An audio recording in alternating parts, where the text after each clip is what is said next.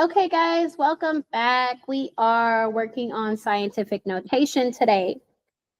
Remember, for scientific notation, it looks like this, okay? This is how I'm going to write it in scientific notation. Remember, my first number is going to be between 1 and 10. Then, if I have a negative, that means it's going to be a small number. If I have a positive, that means it's going to be a big number. Also, my exponent is how many spaces I move. So it's all representing place value. Okay, it is not how many zeros I have. That is like a big misconception that people have. Okay, so we're going to go ahead and get started. So I have the number 8. Okay, it's not even though 8 looks small, it's not a small number. Okay. So if I notice, it's already between 1 and 10. So I'm going to do 8 times 10 to the, did we have to move anything? No. So it's going to be 8 times 10 to the 0 power. Okay. Let's do number 2. I have the number 54.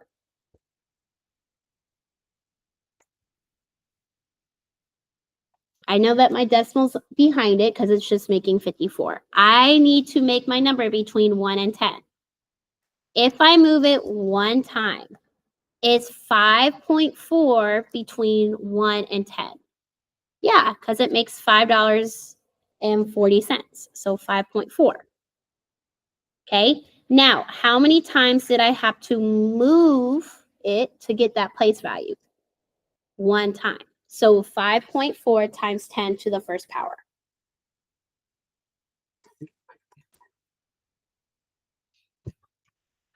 Let's look at our next one. We have 0.02.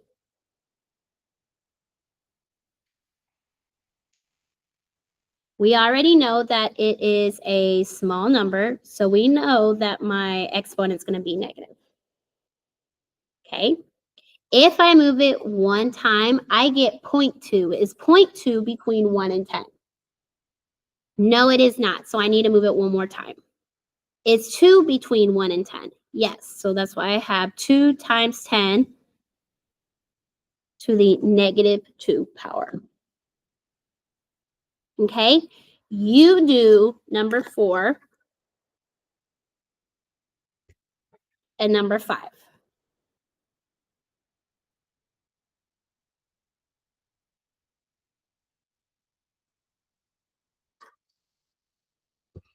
Okay, let's check to see where you're at. So we got 2, 2, 9. That's going to be a big number, so we know my exponent is positive. We know my decimal starts from the back because I don't see one there. So I'm going to move it one time. 22 is not between 1 and 10. But 2 is between 1 and 10, so I have 2.29, and I moved it twice. So 2.29 times 10 to the second power. Okay, we have 187. My decimal's in the back. I know it's a big number, so my exponent's going to be positive. So I'll move it once. 18 is not between 1 and 10. 1 is between 1 and 10, so it's going to be 1.87 times 10 to the second power. Okay. We are going to do 2 more together, and then you are going to finish these up. But we are going to do 7 together, and we're going to do 11 together. 7, 11, huh? Okay, so we have 0.006009. We know that it is a small number, so my exponent has to be negative. Okay, so now I'm going to go ahead and move that decimal. If I move it once, 0 is not between 1 and 10. If I move it again, 0.6 is still not between 1 and 10. So if I move it one more time, is 6 between 1 and 10? Yes. So that's going to be 6.009 times 10 to the negative 3 power. Okay, last one that we're going to do together, and then you're going to do the rest and then check your answers. We have 787,000. Okay, we know that it's a big number, so we know that my exponent is going to be positive. My decimal is starting from the back because I do not see a decimal there. So if I move it once, this number is not between 1 and 10. If I move it again, still not. Still not. I have 787. Is 787 between 1 and 10? No, it is not. Is 78 between 1 and 10? No. Is 7.8 between 1 and 10? Absolutely. So I have 7.87, and I moved it 1, 2, 3, 4, 5 times.